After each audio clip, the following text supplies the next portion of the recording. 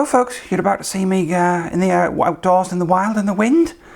I would ask kindly that you do watch this video all the way through, because the audio tests go throughout the video, as does the stabilization tests and the autofocus tests. And to get the best feeling of whether these systems work well, you need to watch, especially when I take my little deadcat off the hot shoe, because I've got a special deadcat on the hot shoe that I've found works really well with the onboard audio, and a lot better than I thought. It's not perfect, it's not as good as a fixed mic that I'm using now, but it's really good. I mean, the difference in strong wind between usable audio with a bit of a blustery noise from the wind and actual terrible audio that you couldn't use. You could barely hear me when I took it off. Definitely watch that. I'll chapter it in to I'll try and put some chapters in this so you can jump to different portions of it if you want to. Anyway folks, here's me outside. Hey folks, so I've picked up my X-M5 and I thought we'd do a few quick little tests. So first of all, before I tell you anything what I'm going to do today, at the minute I'm on the onboard audio, and I'll show a picture of this. I've managed to get a deadcat wind muff, whatever you call them. It's for a Z30, Nikon Z30, but it seems to fit. So we're going to test that first, but also keep an eye on the eye autofocus. I'm recording in 50p, 4K, with the digital stabilization, which means there's a 1.44 times crop, but I'm on a Tamron 11-20, so it's a nice wide lens. So still we can see a lot of what's going on around us. There's quite a strong breeze today. I found a sheltered spot to start with to see how it works. So we'll make a start walking around, see how the digital stab works, and see how the audio works. I've also brought a wired Rode mic, so I'll tell you when I've plugged that in. I'll probably record the rest of this little first impressions on the Rode mic, and then I'll review the footage when I go home, and I can give my opinion once I'm at home on the digital stabilization and the audio, because obviously I can't really monitor this in this wind. So let's start walking. I'm just going to swap hands, which is probably a good thing for the stabilization, and we'll just walk up here towards the sun. But it's quite a light setup, this. I mean, it's significantly lighter than an XS20, which is really good. It's a lot easier for me to hold as a vlogging type camera. Oh, that'll get you out of breath. But before I do any further and get windy, I'm going to give a shout out to London Camera Exchange in Newcastle, because these cameras have been really hard to get a hold of. No one's got them in stock. I didn't get the colour I wanted. I got a black one, I wanted a silver one. Let's go down here, see how it handles the changing light. So I've got a black one, and they managed to get me one day after the launch date, which is amazing, considering how few there were in stock. And literally, if you look anywhere online, you just can't seem to find them. So already there's a shortage on them. That's how popular they've been. And they're also going to give the option, if they get a silver one in the near future, to swap this one for a silver one if I want to, which is brilliant. So this is sort of me saying, support your local camera shops, because you never, if they disappear, you're stuck to buying online and you just don't get that level of service. So big shout out to London Camera Exchange Newcastle. Thank you very much, guys. Now back to the wind noise. I'm now into a very strong breeze, and say, I'm walking at a steady pace, so I'll see how the stabilization works. And I'll tell you about the stabilization in a moment when I swapped over to the mic, because I'm going to tell you, I hope this works, and we can talk more about this when I get back eventually. But I've got the stabilization set in a slightly different way with the shutter speed, and guess when I get back I'll find out if it works. But you've seen what the mic's like in a strong breeze. Again, I will review this and we'll discuss it when we get back to see how effective it is. But I'll tell you what I'm going to do before I stop. I'm going to take the mic off the top, there it is, look, and see what the difference is when you take that off, because now I've got no wind protection. Are you not recording? Are you not? I am recording.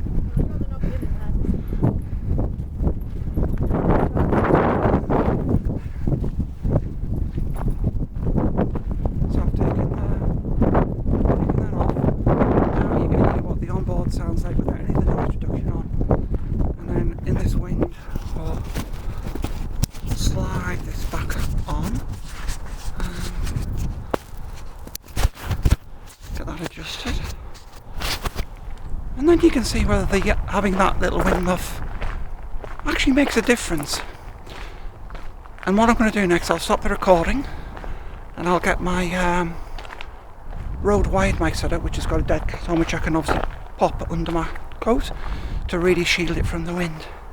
So, back in a mo when I swap mics. Right, okay, I've switched over mics. Now, I've had to set it at minus 16.5 dB this mic, and I've just had to use the camera's onboard meters to sort of balance it out, so it peaks at about minus 12 dB. So hopefully it's okay. This is doing stuff in the field. I've tried to pick somewhere not too windy, and then we're going to actually walk out into somewhere a lot windier. So as I say, we're now on road mic audio. I'm just going to try and cover the mic up to give it a bit of protection from the wind. So this mic should perform better, but it's going to be really interesting to try the different mics out, and I have yet to try my wireless road mic because again I've got to really set that up properly. This is just a very quick thrown together test, and I can see the mic meters bouncing up and down because they're picking up a lot of the wind noise, but I'm hoping that the wind will drop a little bit. Anyway, when I said I'd switch mics, hopefully the audio is good enough for you to hear. I'll tell you around about the stabilization. So, I normally record 4K 25 or 1080p 25, which would mean I would have my frame rate set to 50 frames a second. Now, I've been reading about action cam stabilization. In fact, my last video was about that. So, I've got the sun in my eyes. You see, it's very challenging to film in this kind of light. But, just thinking about this, I decided to set the camera to 50p. 50 frames a second. Quite a big crop, but I've got an 11mm lens on here, so not bad.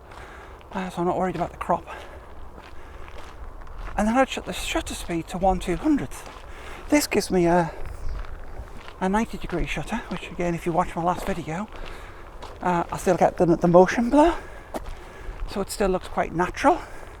I'm probably looking quite washed out now. The sun's come out from behind the clouds. It's midday, not the best time to film. And the idea behind that is that the frames are slightly less blurred when you get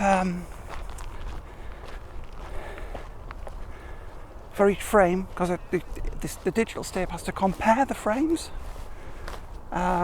between, you know, next frame, so it can balance them and match them up and do the digital stabilization. And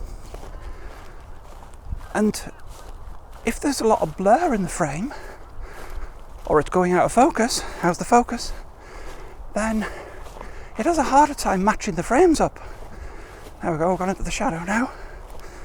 So my thoughts were, if I up the frame rate for digital stabe and go to 90-degree shutter, is it a nice balancing act for the little X-M5 in a pinch, so you can avoid using a gimbal? The only caveat is that you will need a wide lens. That's the only downside. So I'm going to try and get into some some shade, some shelter from the wind here. Because if I go around the corner here, I'm going to be blasted by the wind. So I'm actually going to get very out of breath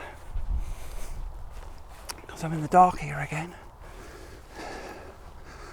And I'm going to go up a steep hill here and try not to fall in a hole. Quite rough terrain, this. So again, it's a good test for the stabilization. This is why I'm sort of prolonging the torture on the video. And then we can head back and finish off. So apologies if I get out of breath. This is like a 45-degree slope that I'm going up. How's the stabe? Oh, there's the path. Oh. Very out of breath there. Catches up with you. So, we're at the top of the hill. Wind has dropped somewhat.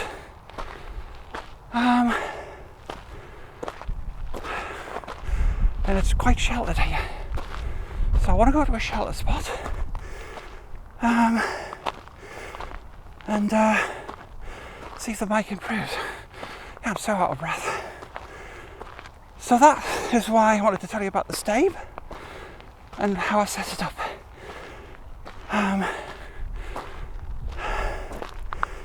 Because in a pinch, it might just work. Oh, that is so out of breath. Oh, I'm going to show you the view in a minute.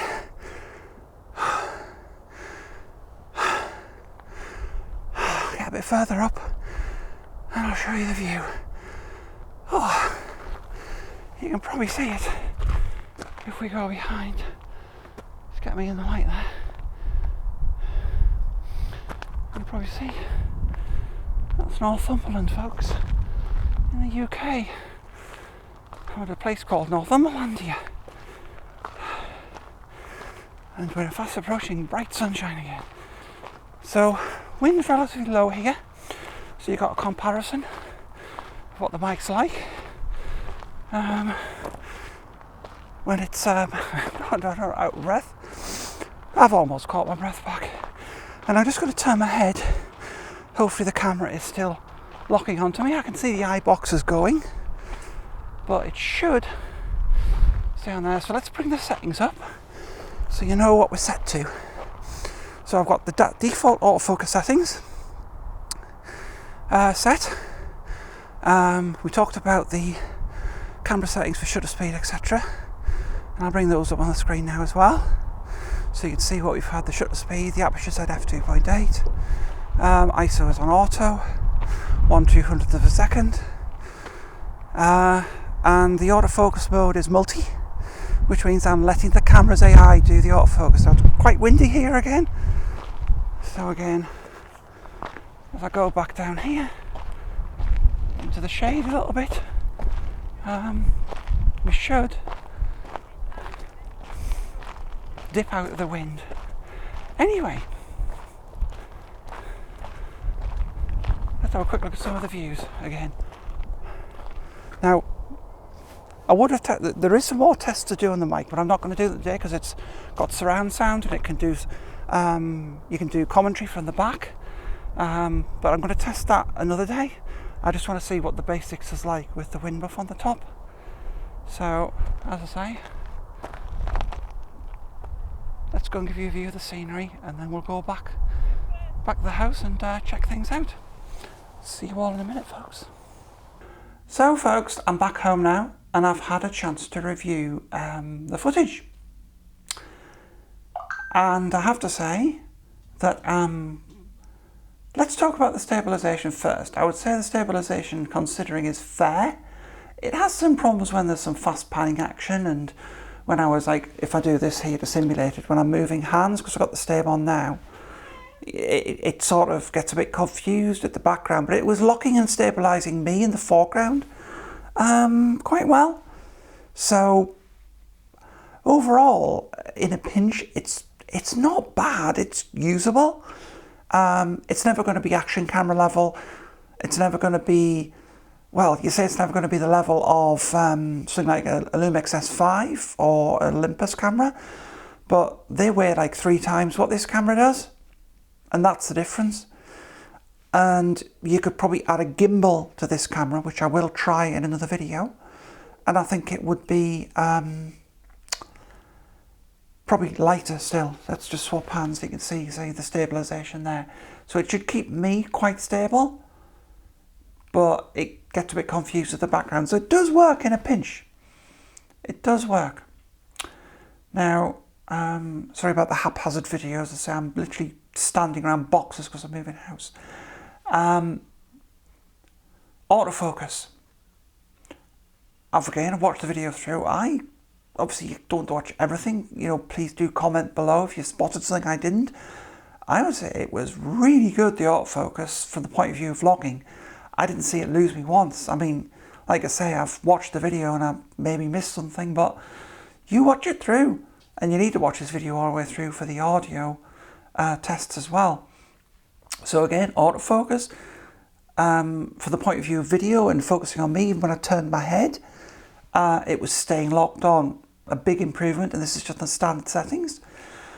Now here's an interesting thing. Moving on from the autofocus, which I'm pleased at, I wasn't sure whether the audio would make a difference. So I'm recording this audio on my, you can probably be patting it there, on my Rode mic, my wired Rode mic, and the Rode mic was far superior to anything that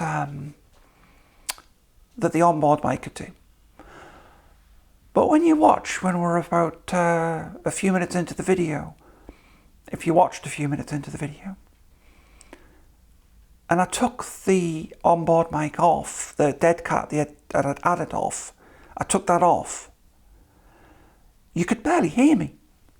When I put that deadcat back on, you could hear a little bit of wind noise, but it was audible, and it's a strong breeze today. You could see it was like I had to have my hat on, my hair was tied back. It was blustery, blowing in my face. It was really windy. So I have to say, even though it's not designed for this camera, it's designed for Z30, it's definitely worthwhile investing in one. I'll link it in the description below. Bear in mind, it's not designed for this camera, but it does, as you saw from that clip, and I'll put it in the chapters below. And make your own minds up. Anyway, folks, all in all, I hope you are impressed by the little XM5. I have been so far. But it remains to be seen if there's any flaws to spot in it. Anyway, I'll catch you all later, folks. Bye.